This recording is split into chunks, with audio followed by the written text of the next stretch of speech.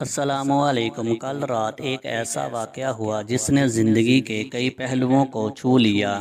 قریب شام کے 7 بجے ہوں گے، موبائل کی گھنٹی بجی، اٹھایا تو ادھر سے رونے کی آواز آئی۔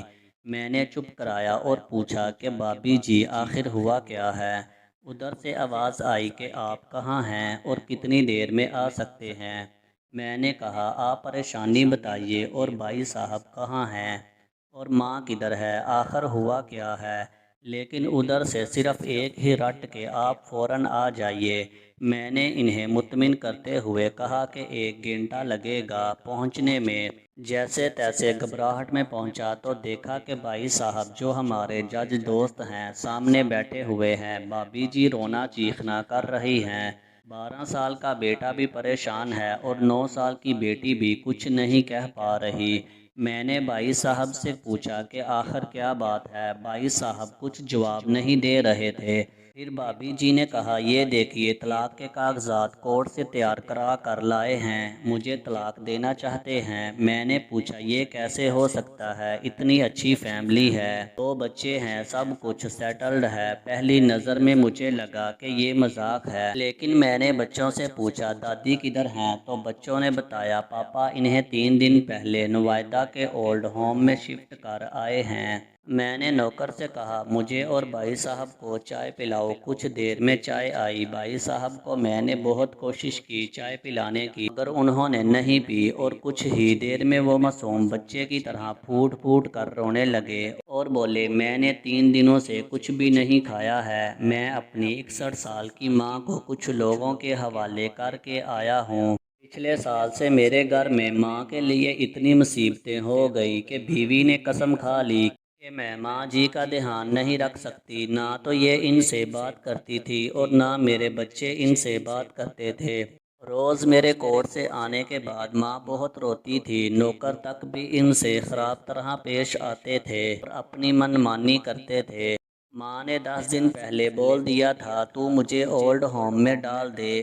میں نے بہت کوشش کی کہ پوری فیملی کو سمجھانے کی، لیکن کسی نے ماں سے سیدھے منہ بات تک نہیں کی۔ جب میں 2 سال کا تھا تب ابو انتقال کر گئے تھے۔ ماں نے دوسروں کے گھروں میں کام کر کے مجھے پڑھایا، اس قابل بنایا کہ میں آج ایک جج ہوں۔ اس ماں کو میں آج اولڈ ہوم چھوڑ آیا ہوں۔ میں اپنی ماں کے ایک ایک دکھ کو یاد کر کے تڑپ رہا ہوں جو انہوں نے صرف میرے لیے اٹھائے تھے۔ مجھے آج بھی یاد ہے جب میں میٹرک کے امتحان دینے والا تھا، ماں میرے ساتھ رات رات بھر بیٹھی رہتی تھی۔ ایک بار جب میں اسکول سے گھر آیا تو ماں کو بہت زبردست بخار میں مبتلا پایا، پورا جسم گرم اور تپ رہا تھا۔ میں نے ماں سے کہا تجھے تیز بخار ہے؟ تب ماں ہنستے ہوئے بولی ابھی کھانا بنا کر آئی ہوں اس لیے گرم ہے۔ لوگوں سے ادھار مانگ کر مجھے دلی یونیورسٹی سے LLB تک پڑھایا، مجھے ٹیوشن تک نہیں پڑھانے دیتی تھی کہیں میرا وقت برباد نہ ہو جائے۔ کہتے کہتے رونے لگے اور کہنے لگے جب اسی ماں کے ہم نہیں ہو سکتے تو اپنی بیوی اور بچوں کے کیا ہوں گے؟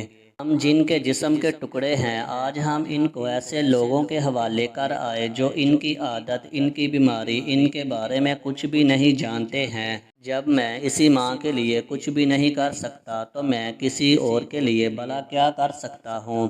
آزادی اگر اتنی پیاری ہے اور ماں اتنی بوجھ ہے تو میں پوری آزادی دینا چاہتا ہوں۔ جب میں بغیر باپ کے پل گیا تو یہ بچے بھی پل جائیں گے، اسی لیے میں طلاق دینا چاہتا ہوں۔ ساری پراپرٹی میں ان لوگوں کے حوالے کر کے اس اولڈ ہوم میں رہوں گا، وہاں کم سے کم ماں کے ساتھ رہ تو سکتا ہوں۔ اور اگر اتنا سب کچھ کرنے کے باوجود ماں اولڈ ہوم میں رہنے کے لیے مجبور ہے تو ایک دن مجھے بھی آخر جانا ہی پڑے گا۔ ماں کے ساتھ رہتے رہتے عادت ہو جائے گی، ماں کی طرح تکلیف تو نہیں ہوگی جتنا بولتے اس سے زیادہ رو رہے تھے۔ اسی درمیان رات کے 12:30 ہو گئے۔ میں نے بھابی جی کا چہرہ دیکھا تو ان کا چہرہ پچھتاوے کے جذبات سے بھرا ہوا تھا۔ میں نے ڈرائیور سے کہا ابھی ہم لوگ نوئیڈا چلیں گے۔ بھابی جی، بچے اور ہم سارے لوگ نوئیڈا پہنچے۔ بہت زیادہ گزارش کرنے پر گیٹ کھلا۔ بھائی صاحب نے گیٹ کیپر کے پیر پکڑ لیے، بولے میری ماں ہے، میں اسے لینے آیا ہوں۔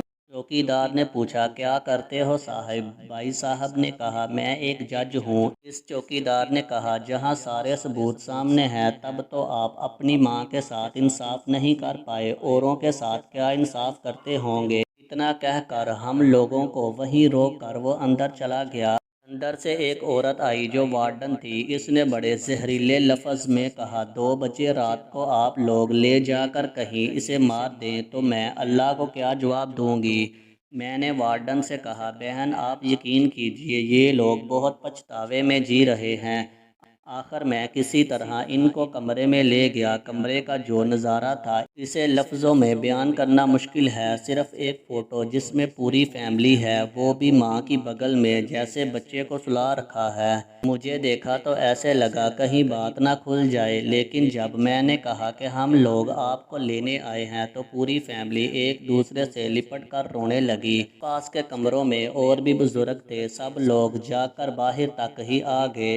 इनकी भी आंखें नम थी। कुछ वक़्त के बाद चलने की तैयारी हुई। पूरे ओल्ड होम के लोग बाहर तक आए। इस तरह हम लोग ओल्ड होम के लोगों को छोड़ पाए। सब लोग इस उम्मीद से देख रहे थे शायद इन्हें भी कोई लेने आए।